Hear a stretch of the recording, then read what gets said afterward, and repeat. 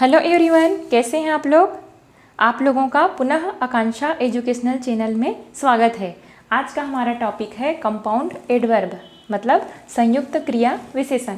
कल के चैप्टर में हम लोगों ने सिंपल एडवर्ब के बारे में पढ़ा था, उसके 7 जो काइंड्स थे उसके बारे में हम लोगों ने पढ़ा था। आज हम पढ़ेंगे कंपाउंड एडवर्ब।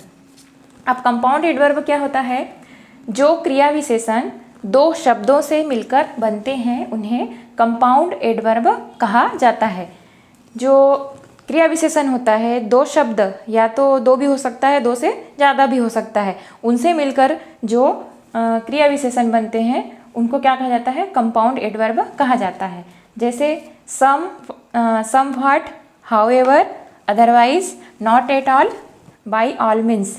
इसमें देखिए सम और व्हाट ये अलग अलग शब्द हैं, क्रिया विशेषण हैं, इनसे मिलकर ये जो दो संयुक्त हुए हैं इसलिए ये कंपाउंड एडवर्ब कहलाएंगे। यहाँ पर भी हाउ और एवर है, यहाँ पर है अदर और वाइस, यहाँ पर है नॉट, एट और आल, ये तीन से मिला है मिलकर, यहाँ पर भी बाय ऑल मीन्स। तो जो कंपाउंड एडवर्ब होता है, संयुक्त क्रिया विशेषण होता है, वो क्या होता है? दो शब्दों से मिलकर बनते हैं, दो या दो से अधिक भी हो सकते हैं। तो जो क्रिया विशेषण दो या दो से अधिक शब्दों से मिलकर बने होते हैं उन्हें कंपाउंड एडवर्ब कहा जाता है। अब हम तीसरे जो इसका एडवर्ब का प्रकार है उसके बारे में बात करेंगे।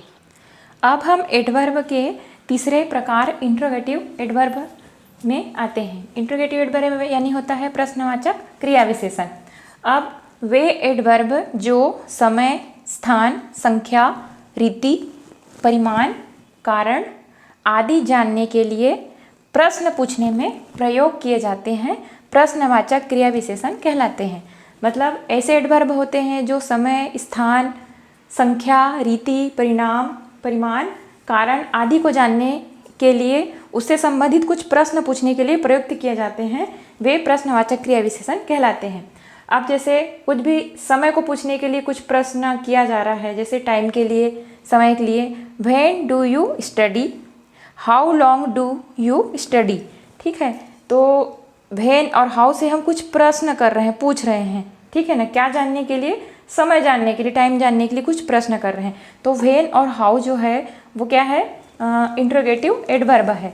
अब कौन सा इंट्रोगेटिव एडवर्ब है? इंट्रोगेटिव जो टाइम से संबंधित होता है। टाइम यदि हम पूछने के लिए कुछ करते हैं तो यहाँ जो व्हेन और हाउ है वो इंट्रोगेटिव एडवर्ब ऑफ टाइम का ये उदाहरण है। ठीक है, वैसे ही अब हम कुछ भी प्लेस है, स्थान के बारे में बात करते हैं। तो स्थान में कुछ भी हम पूछ रहे हैं, प्रश्न पूछ रहे हैं, where are you going, whence has he come. मतलब कुछ भी स्थान से हम संबंधित उससे प्रश्न पूछ रहे हैं। तो जो यहाँ पर वेयर और व्हेंस है और वेदर भी आता है एक, तो वेयर और व्हेंस ये क्या कहलाएंगे? इंट्रोगेटिव एडवर्ब ऑफ प्लेस का उदाहरण है। जैसे हो सकता है किसी कुछ ऑब्जेक्टिव क्वेश्चन में से पूछते हैं, इससे रिलेटेड कुछ ऑप्शन दे देंगे और पूछेंगे कि इंट्रोगेटिव एडवर्ब ऑफ टाइम का एग्जाम्पल कौन सा है, इंट्रोगेटिव ऑफ प्लेस का इंट्रोगेटिव एडवर्ब ऑफ प्लेस का उदाहरण क्या है। तो अपने को पता होना चाहिए कि इंट्रोगेटिव एडवर्ब ऑफ टाइम का उदाहरण आएगा, इसमें व्हेन और हाउ ही यूज़ होता है उसके लिए, और जो इंट्रोगेटिव एडवर्ब ऑफ प्लेस होता है उसके लिए वेयर, व्हेंस और वेदर इसका प्रयोग किया जाता है। ठीक है, इसके आगे हम आगे और पढ़ेंगे थोड़ा। इंट्रोगेटिव एडवर्ब ऑफ नंबर, ठीक है, नंबर में आएगा संख्या, किसी भी जैसे प्रश्न करेगा तो संख्या से रिलेटेड जो भी प्रश्न आएगा वो इंट्रोगेटिव एडवर्ब ऑफ नंबर में आएगा। तो यहाँ पर उदाहरण लिखा है, how often did he insult me. दूसरा है, how many girls were present there. ठीक है, तो जो संख्या से संबंधित कुछ भी प्रश्न यदि किया जाता है तो उसके लिए हाउ ऑफन या हाउ मैनी इन शब्दों का प्रयोग होता है। तो जो यहाँ पर उदाहरण लिखा है हाउ ऑफन और यहाँ पर हाउ मैनी, तो ये जो दोनों शब्द हैं वो क्या कहलाएंगे? Interrogative adverb of number. ठीक है, इसको याद रखना, ऑब्जेक्टिव क्वेश्चन में ये आते हैं। पूछ लिया कभी कि इंट्रोगेटिव एडवर्ब ऑफ नंबर कौन सा है, तो हमें पता होना चाहिए कि हाउ ऑफन और हाउ मैनी जो शब्द होते हैं, ये जो एडवर्ब होते हैं वो क्या कहलाते हैं, इंट्रोगेटिव एडवर्ब ऑफ नंबर कहलाते हैं।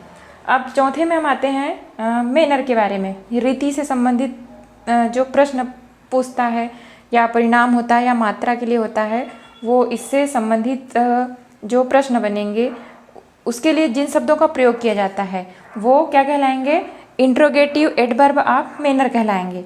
तो इसके लिए क्या प्रयोग होता है, हाउ। जो हाउ शब्द होता है वो इंट्रोगेटिव एडवर्ब ऑफ मैनर कहलाते हैं। तो ये एग्जाम्पल यहाँ पर, how did you solve this question.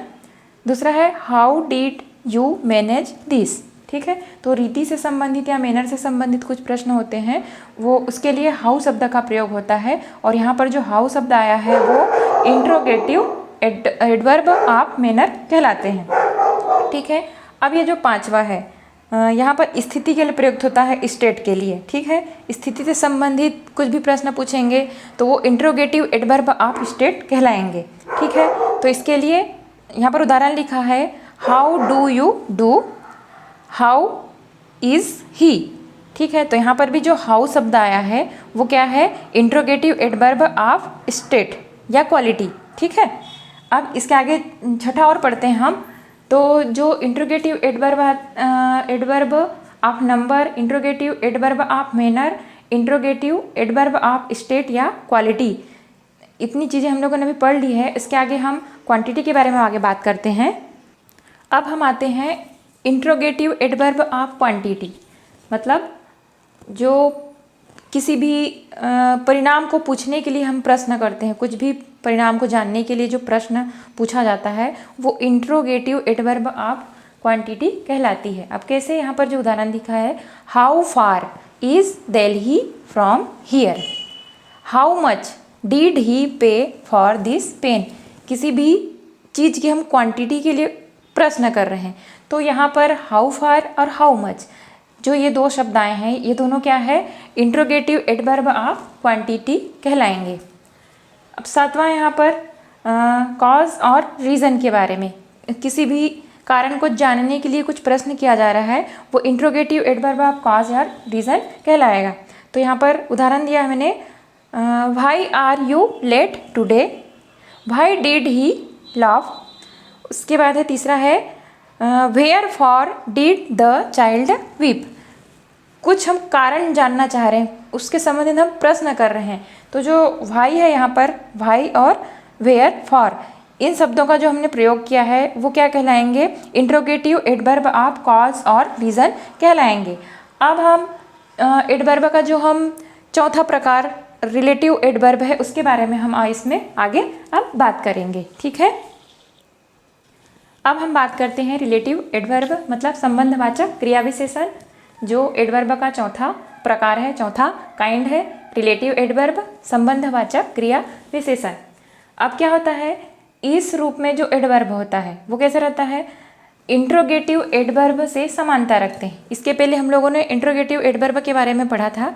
तो जो रिलेटिव एडवर्ब होता है उसमें भी क्या करते हैं, रिलेटिव एडवर्ब के रूप में ये इंट्रोगेटिव एडवर्ब से समानता रखते हैं। लेकिन इंट्रोगेटिव एडवर्ब में क्या होता है, प्रश्न पूछा जाता है, और इसमें क्या होता है, ये जोड़ने का कार्य करता है।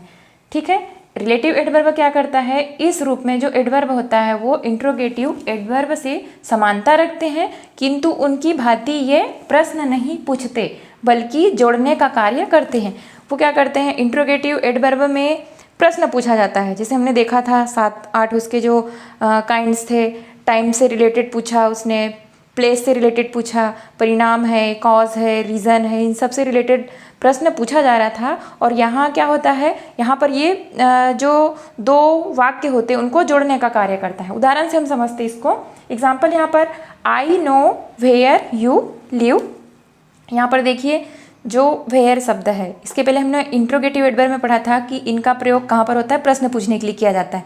अब यहाँ पर उदाहरण में हम देख रहे हैं कि ये क्या कर रहा है, ये इनको जोड़ने का काम कर रहा है, बीच में उसको कंजक्ट कर रहा है। ठीक है, अब यहाँ पर दूसरा है, tell me when Ram will come, tell me how you did it. चौथा है, I have discovered why he failed. ठीक है, यहाँ चार उदाहरण में हमने देखा कि जो एडवर्ब है वो क्या हो रहा है, इंट्रोगेटिव एडवर्ब से समानता तो रखते हैं, लेकिन ये क्या करते हैं, उनकी भांति प्रश्न नहीं पूछते हैं और ये क्या करते हैं, उनको जोड़ने का काम करते हैं। तो ये हो गया रिलेटिव एडवर्ब, संबंधवाचक क्रिया विशेषण। अब हम बात करते हैं पांचवें प्रकार की, इंट्रोडक्टरी एडवर्ब, मतलब प्रारंभिक क्रिया विशेषण। अब जो प्रारंभिक क्रिया विशेषण में क्या होता है, इंट्रोडक्टरी एडवर्ब में जब देयर शब्द का प्रयोग कर्ता के स्थान पर वाक्य प्रारंभ करने के लिए किया जाता है तो वह प्रारंभिक क्रिया विशेषण या इंट्रोडक्टरी एडवर्ब कहलाता है। केवल इंट्रोडक्टरी एडवर्ब का एक ही उदाहरण है, एक ही शब्द आता है, एक ही क्रिया विशेषण, वो है देयर। जब देयर शब्द का प्रयोग क्या करते हैं, किसी भी चीज़ को इंट्रोड्यूस करने के लिए किया जाता है, परिचय देने के लिए किया जाता है, तो जो देयर शब्द है वो क्या कहलाता है, इंट्रोडक्टरी एडवर्ब कहलाता है। जैसे यहाँ पे एग्जाम्पल लिखा है मैंने, there lived a king in Hastinapur, there is some water in the lake, there are 10 rooms in our school. तो जब देयर शब्द का प्रयोग जब देयर शब्द का प्रयोग कर्ता के स्थान पर, यहाँ सब्जेक्ट के स्थान पर हमने देयर शब्द का प्रयोग किया है, तो इसको क्या किया हमने, कर्ता के स्थान पर वाक्य प्रारंभ करने के लिए इसका प्रयोग किया है, तो यह क्या कहलाएगा, इंट्रोडक्टरी एडवर्ब कहलाएगा। इसे जैसे किसी चीज़ का हम इंट्रोड्यूस कर रहे हैं, उसका परिचय दे रहे हैं, तो इसको परिचयवाचक एडवर्ब भी कहा जाता है। तो ये हो गया आपके जो एडवर्ब के 5 प्रकार हमने पढ़ लिए हैं। अब इससे रिलेटेड कुछ जानने योग्य बातें हैं, ये भी अपन इसको पढ़ लेते हैं। उसके बाद हम सम एडवर्ब का जो उसका प्रयोग कैसे किया जाता है उसके बारे में, हम यूज़ ऑफ एडवर्ब के बारे में बात करेंगे। अब हम बात करते हैं एडवर्ब की विशेषताओं के बारे में। तो ये जो मैंने यहाँ पर 5 विशेषताएं उनकी लिखी हैं, ये आपको कॉम्पिटिटिव एग्जाम में ये काम में आएंगे। तो पहला है इसकी विशेषता, एडवर्ब ऑफ टाइम को सदैव वर्ब के बाद लगाते हैं। दूसरा है, एडवर्ब जो होता है वो सहायक क्रिया और मुख्य क्रिया के बीच आते हैं, लेकिन कभी कभी वर्ब के पहले भी ये आ जाते हैं। जो हेल्पिंग वर्ब होता है और मेन वर्ब होता है उसके बीच में अधिकांश जो एडवर्ब होते हैं वो आते हैं। कभी कभी रेयर केस में ये वर्ब के पहले भी आते हैं। तीसरा है, स्थान परिवर्तन से एडवर्ब के अर्थ में अंतर आ जाता है। यदि उनकी पोजीशन यदि चेंज किया जाता है एडवर्ब का, तो उसके अर्थ में अंतर आ जाता है। चौथा है, कभी कभी एडवर्ब का उपयोग पेयर्स या जोड़े के रूप में किया जाता है। कैसे, जैसे here and there, now and then, off and on, by and by, up and down etcetera. ठीक है। पांचवा है, कई एडजेक्टिव्स होते हैं, तो कई एडजेक्टिव्स में एल वाई लगाने से एडवर्ब बन जाते हैं। जैसे एडजेक्टिव है क्विक, क्विक में हमने एल वाई लगाया तो क्विकली बन गया। जो क्विकली है वो क्या है, एडवर्ब है और ये एडजेक्टिव है। स्लो एडजेक्टिव है, एल वाई लगाया तो स्लोली बन गया, ये एडवर्ब बन गया है। ठीक है। तो एडजेक्टिव में एल वाई लगाने से वो क्या बन जाते हैं, एडवर्ब बन जाते हैं। ये हो गए एडवर्ब की विशेषताएं।